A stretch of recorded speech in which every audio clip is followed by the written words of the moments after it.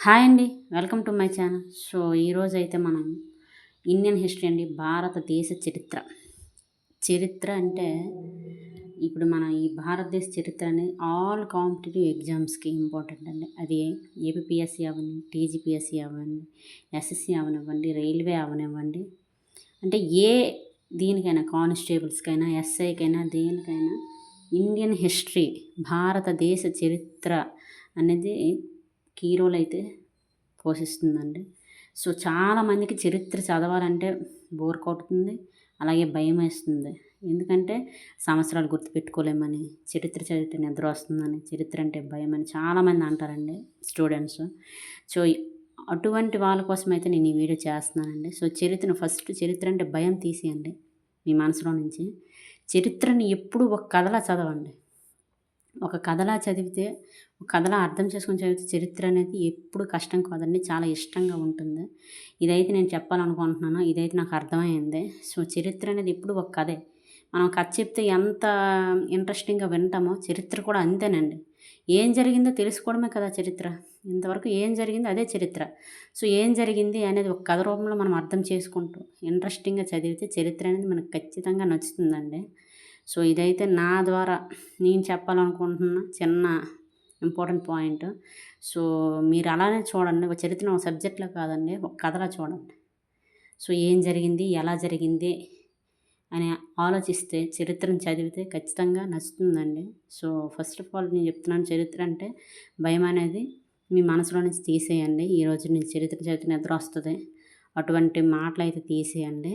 So, ఈరోజు నేను ఎందుకు ఈ వీడియో చేస్తున్నానంటే, సో, ఇండియన్ హిస్టరీ భారతదేశ చరిత్ర అనేది మనకు తెలిసిందే 3 పార్ట్‌లుగా విభజించడం అయితే జరిగింది. అదేంటంటే ప్రాచీన భారతదేశ చరిత్ర, అలాగే మధ్యయుగ భారతదేశ చరిత్ర, అలాగే ఆధునిక భారతదేశ చరిత్ర. ఏన్షియంట్, మిడివల్, మోడర్న్ హిస్టరీగా విభజించడం అయితే జరిగింది. సో, మనం ఏ కాంపిటీటివ్ ఎగ్జామ్స్ ప్రిపేర్ అయినా చరిత్ర మొత్తం చదవాల్సిన అవసరం లేదండి. చరిత్ర గురించి తెలుసుకోండి, కానీ చరిత్ర గురించి మొత్తం చదవాల్సిన అవసరం అయితే లేదు ఏ కాంపిటీటివ్ ఎగ్జామ్స్‌కైనా సరే. ఏదైతే మనకు సిలబస్‌లో ప్రిఫరెన్స్ ఇచ్చాడో ఆ టాపిక్స్ మనం చదువుకుంటూ వెళ్ళిపోతే సరిపోతాయండి. మనకు చరిత్ర నుంచి మంచి మార్క్స్ అయితే వస్తాయి. మనకి యూజ్‌ఫుల్ అయితే చరిత్ర అవుతుందండి.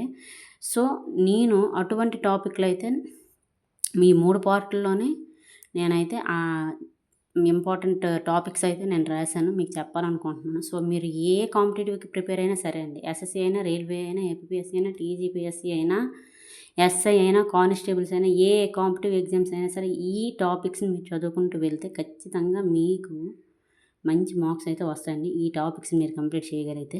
సో, నేను ఈరోజైతే ప్రతి భాగంలోనివి అంటే ప్రాచీన భారతదేశ చరిత్రలోని ఇంపార్టెంట్ టాపిక్‌లు, అలాగే మధ్యయుగ భారతదేశ చరిత్రలోని ఇంపార్టెంట్ టాపిక్స్, అలాగే ఆధునిక భారతదేశ చరిత్రలోని ఇంపార్టెంట్ టాపిక్స్ గురించి అయితే మీకు చెప్పాలనుకుంటున్నానండి. సో, వాటిని మీరు ఫస్ట్ కంప్లీట్ చేసేయండి. వాటిని అర్థం చేసుకుంటూ మీరు చదివి వాటిని కంప్లీట్ చేయగలిగితే ఖచ్చితంగా మీకు ఇండియన్ హిస్టరీ నుంచి ఎటువంటి బిట్ వచ్చినా మీకు బిట్టు తాలూకు మార్క్ అయితే పోదండి. సో, చదవండి. సో, లేట్ చేయకుండా అయితే మొదలు పెడదామండి. ఈరోజైతే ప్రాచీన భారతదేశ చరిత్రలోని ముఖ్యమైన టాపిక్స్ గురించి అయితే ఈ వీడియోలో నేను చెప్తాను. సో, మీరు నోట్ చేసుకొని వాటిని డెప్త్‌గా చదవండి. పైపైన చదివేసి అయితే వదిలేయకండి. ఓకేనా? డెప్త్‌గా బిట్టు అనేది పోకూడదు. మీరు ఆ టాపిక్ చదివారంటే మొదటి నుంచి చివరి వరకు చదవండి. పూర్తిగా ఆ టాపిక్ మీద మీకు ఒక అవగాహన వచ్చేయాలి, గ్రిప్ వచ్చేయాలి. ఓకేనా? డెప్త్‌గానే చదవండి. పైపైన మాత్రం దయచేసి చదవకండి ఆ టాపిక్ గురించి. ఓకేనా? 1, 2 పేపర్లు చదివేసి వదిలేయకండి. ఆ టాపిక్ ఎంత ఉందో ఆ టాపిక్ మొత్తం మొదటి పేజీ నుంచి చివరి పేజీ వరకు చదవండి. కంప్లీట్ చేసేయండి. అర్థం చేసుకొని చదవండి. బట్టి పడతారో, అర్థం చేసుకుంటారో, ఎలా చదువుతారో చదవండి. కానీ ఆ టాపిక్స్ అయితే మాత్రం మీరు కంప్లీట్ చేసుకోండి. ఎందుకంటే సక్సెస్ అవ్వాలంటే తప్పదు. ఓకేనా అండి? సో, లేట్ చేయకుండా అయితే మొదలు పెడదాం. సో, ప్రాచీన భారతదేశ చరిత్ర అండి. సో, ఇందులోనైతే సింధు నాగరికత అండి. ఏ ఎగ్జామ్ అయినా సరే సింధు నాగరికత గురించి లేకుండా పేపర్ అనేది రావడం చాలా కష్టం అనమాట. అంటే మినిమమ్ అడుగుతారు. 100లో 90% ఛాన్సెస్ ఉంటాయి సింధు నాగరికత నుంచి రావడానికి. So, very very very very important Sindhu నాగరికత గురించి అయితే చదవండి. ఓకేనా? సింధు నాగరికత ప్రజలు ఎలా ఉండేవాళ్ళు, వాళ్ళ తాలూకు పద్ధతులు, వాళ్ళు ఏం ప్రవేశపెట్టారు, వాళ్ళు ఎలా బ్రతికారు అనేది తెలుసుకోవడమేనండి. సో, ఆ నాగరికత ఎలా పుట్టింది, ఎలా అంతమైంది, ఏ కారణాల చేత అంతమైంది, ఈ నాగరికతలో బయలుపడిన నగరాలు, ఇవన్నీ ఇంపార్టెంటే. సో డెప్త్‌గానే చదవండి. పైన 2, 3 పేపర్లు చదివి వదిలేస్తానంటే మాత్రం ఖచ్చితంగా బిట్ పోతుంది. సింధు నాగరికత చదివాను కానీ బిట్ ఇస్తే నువ్వు చేయలేకపోవడం అంటే మాత్రం వేస్టే. సో ఏదైనా సరే ఒక మంచి ఆథర్ బుక్ తీసుకొని అందులోని ఈ సింధు నాగరికత టాపిక్ ఉంటే మొదటి పేజీ నుంచి చివరి పేజీ వరకు అంటే ఈ పూర్తి టాపిక్ అనేది మీరు కంప్లీట్గా చదవండి. అప్పుడే మీకు బిట్టుపోదు. ఓకేనా. సో ఇందులో నుంచి బయలుపడిన నగరాలు ఏంటి, అక్కడ కనిపెట్టిన వ్యక్తులు ఎవరు, త్రవ్వకాలు జరిపిన వ్యక్తులు ఎవరు, అలాగే ఆ ప్రజలు మొక్కిన జంతువులు ఏంటి, పక్షులు ఏంటి, వాళ్ళ పద్ధతులు ఏంటి, వాళ్ళకి వాళ్ళ వినోదాలు ఏంటి, ఇవన్నీ. ఓకేనా. సో ఆ నాగరికత ఎలా పుట్టింది, ఎలా అంతమైంది, ఏ కారణాల చేత అంతమైంది, ఇవన్నీ తెలుసుకోండి సింధు నాగరికత గురించి. అప్పుడు పిట్టిపోదు. నెక్స్ట్ వేద నాగరికత. ఇది కూడా సేమ్ అంతేనండి. మన వేదాలు, సంహితాలు, పురాణాలు వీటి గురించి. ఓకేనా. ఉపనిషత్తులు, వేద నాగరికత గురించి అనమాట. ఆర్యుల జన్మస్థల గురించి. ఓకేనా. మొత్తం ఈ వేద నాగరికత గురించి అయితే చదవండి. వేద నాగరికత కూడా తొలి వేద ఆర్యులు, మలి వేద ఆర్యులు ఉంటారు. సో వాళ్ళ వృత్తి ఏంటి, వాళ్ళ పోషణకి ఏం చేసేవాళ్ళు. ఓకేనా. సో వీళ్ళు ఎక్కడి నుంచి వచ్చారు మొత్తం అలా పూర్తి ఇన్ఫర్మేషన్ అయితే చదవండి వేద నాగరికత గురించి. ఓకేనా.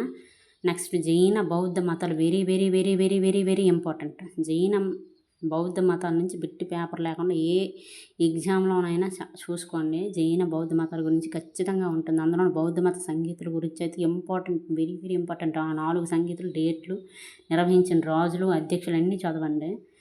బిట్ ఖచ్చితంగా వస్తుంది. అంత ఇంపార్టెంట్ జైన మత, బౌద్ధం. వర్ధమాన మహావీరుల గురించి తెలుసుకోండి జైన మతంలోనే. అలాగే బౌద్ధ మతంలోనే గౌతమ బుద్ధుడి గురించి, గౌతమ బుద్ధుడు ఏం చెప్పాడు, అలాగే బౌద్ధ మతాన్ని ఎవరు వ్యాప్తి చెందించారు. ఓకేనా. సో ఇలా అనమాట. డెప్త్గా చదవండి జైన బౌద్ధ మతాలు. నెక్స్ట్ మహాజనపదాలు 16 ఉంటాయి కదండి. కోసల, వజ్జ, మల్ల, మగధ. సో వాటి రాజధానులు, వాటి గురించి తెలుసుకోండి. ఓకేనా. వాటికి ఏదైనా ప్రత్యేకత ఉంటే ఆ ప్రత్యేకతను తెలుసుకోండి. ఓకేనా. 16 మహాజనపదాలు చదవండి, వాటి రాజధానులు, వాటి ప్రత్యేకత తెలుసుకోండి. అంతే. ఇది చిన్న టాపిక్ అండి. నెక్స్ట్ మౌర్యులు వెరీ ఇంపార్టెంట్. సో మౌర్య చంద్రగుప్తుడు మొత్తం తెలుసుకోండి. మౌర్యులు అనేదాన్ని వీళ్ళ సాహిత్యం తెలుసుకోండి, వీళ్ళ సాంఘిక పరిస్థితులు, మత పరిస్థితులు అన్నీ తెలుసుకోండి. వీళ్ళ పద్ధతులు అన్నీ ఉన్నాయి రాజుల గురించి. ఓకేనా. వీళ్ళు ఏం ప్రవేశపెట్టారు. ఓకేనా. సో అలా డెప్త్గా చదవండి మౌర్యుల గురించి. అలాగే గుప్తులు సేమ్. గుప్తుల గురించి కూడా మొత్తం చదవాలన్నమాట. గుప్తులు గొప్ప వాళ్ళు ఎవరు, వాళ్ళు ఏం ప్రవేశపెట్టారు, ఏ నాణ్యాలను ఎవరు ప్రవేశపెట్టారో, నాణ్యాల మీద బొమ్మలు ఏంటి. సో అవన్నీ తెలుసుకోండి. ఓకేనా. వాళ్ళ సాంఘిక మత పరిస్థితులు తెలుసుకోవడమేనండి. సో బిట్ పోకుండా ఉండాలంటే ప్రతిదీ చదవాలండి. ఇది చదవాలా, ఇది చదవకూడదని చూడకండి. పూర్తిగా డెప్త్గా చదివితే బిట్ పోదు, ఏ టాపిక్ నుంచి అడిగినా. సో ఈ టాపిక్స్ అనేవి మీరు కంప్లీట్ చేసుకుంటే మీకు బిట్ వస్తుంది. ఓకేనా. అలాగే హర్షవర్ధనుడు very very very very important అండి. పుష్యభూత వంశంలోనే హర్షవర్ధనుడు ఉంటాడు. సో హర్షవర్ధనుడు గురించి అయితే చూసుకోండి. హర్షవర్ధనుడు రాజు మాత్రమే కాదు, కవి. అతను ఏం రచించాడు, అలాగే అతను ఎవరితో యుద్ధాలు చేశాడు. హర్షవర్ధన్ గురించి మెయిన్గా మనకు ఒక సిలబస్ అంటూ ఇచ్చినప్పుడు ప్రత్యేకంగా ఇతని పేరు కూడా మెన్షన్ చేస్తాడు. అంత గొప్పడు అనమాట హర్షవర్ధనుడు. ఓకేనా. సో హర్షవర్ధన్ ఇంపార్టెంట్, గుర్తుపెట్టుకోండి, చదవండి ఇతని గురించి పూర్తిగా. అలాగే చాళుక్యులు, చోళులు, వీళ్ళ సాంఘిక పరిస్థితులు, ఆర్థిక పరిస్థితులు ఇవన్నీ చూసుకొని చదువుకోండి. ఓకేనా. సో గుప్తులు, మౌర్యులు, హర్షవర్ధనుడు, ఇలాగ మహాజనపదాలు, జైన బౌద్ధ మతాలు. ఓకేనా. వీటి సాహిత్యాల గురించి కూడా చూసుకోండి, వెరీ ఇంపార్టెంట్. వ్యాప్తి చెందించిన రాజుల గురించి కూడా చదవండి. అలాగే వేద నాగరికత, అలాగే సింధు నాగరికత. సో ఇవి ప్రాచీన భారతదేశ చరిత్రలో ఇంపార్టెంట్ టాపిక్స్ అన్నమాట. సో వీటిని మీరు చదువుకుంటూ వెళ్తే మీరు ఏ కాంపిటేటివ్ ఎగ్జామ్కైనా మీరు ప్రిపేర్ అవ్వండి. 100లో 90% ఈ టాపిక్స్ నుంచే, ఈ ప్రాచీన భారతదేశ చరిత్ర నుంచి బిట్స్ అనేవి వస్తాయి. మీరు చూసుకోండి కావాలంటే PYQS. ఓకేనా. సో ఇదండి ఈరోజు ఈ వీడియోలో అయితే నేను మీకు చెప్పిన ఇన్ఫర్మేషన్. వీడియో కనుక యూస్ఫుల్ అనిపిస్తే ఖచ్చితంగా లైక్ చేయండి, షేర్ చేయండి, సబ్స్క్రైబ్ చేయండి. చదవడం అయితే మాత్రం డెప్త్గానే చదవండి. మళ్ళీ చెప్తున్నాను, చరిత్రను చూసి భయపడకండి. ఒక కథలా ఊహించుకొని చదవండి, గుర్తుంటుంది. ఇష్టపడి చదవండి, గుర్తుంటుంది.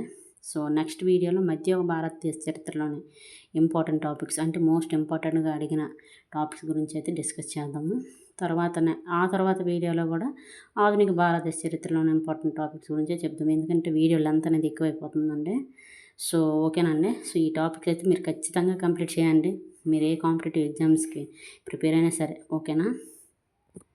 సరే అండి.